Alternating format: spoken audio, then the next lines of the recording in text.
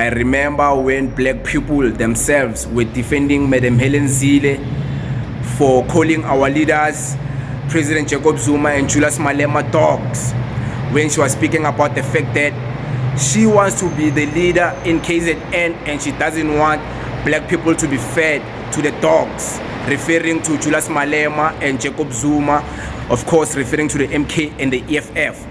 So what she was saying is that she doesn't believe our leaders are capable of leading their own people.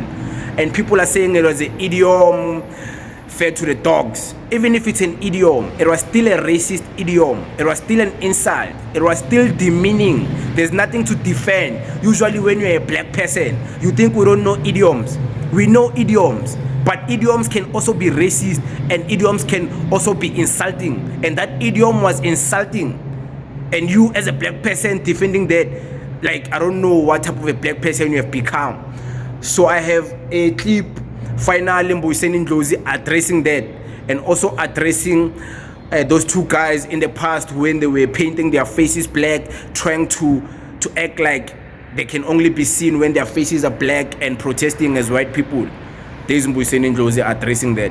We perhaps as a point of departure must guarantee the people of South Africa that we know of the racist idioms that have sometimes informed white supremacists to think that there is a relationship between polish and the skin pigmentation in the history of South Africa. We're not going to accept those racist practices in these chambers where blood was spilled to confront centuries of racial exclusion and abuse against black people. You just heard Mr. Mbuyiseni Ndlozi addressed those racist type of protest and racist idioms. Yeah, it's idioms, we know English. We went to school, we know the grammar, we know it's part of the English language. We understand that.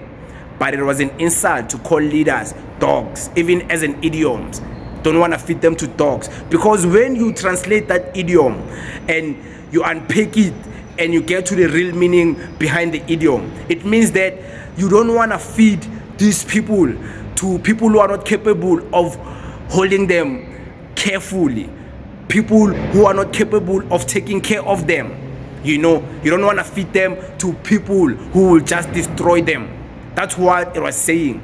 So in other words, what she's saying is that she's the only one capable of saving those black people of KwaZulu-Natal. She doesn't want to feed them to the EFF and the MK. So she's the superior of the people of KwaZulu-Natal. Either way, it can't be defensible what she was saying as a black person. Otherwise, you are believing in the notion that white people are the only ones who can save black people.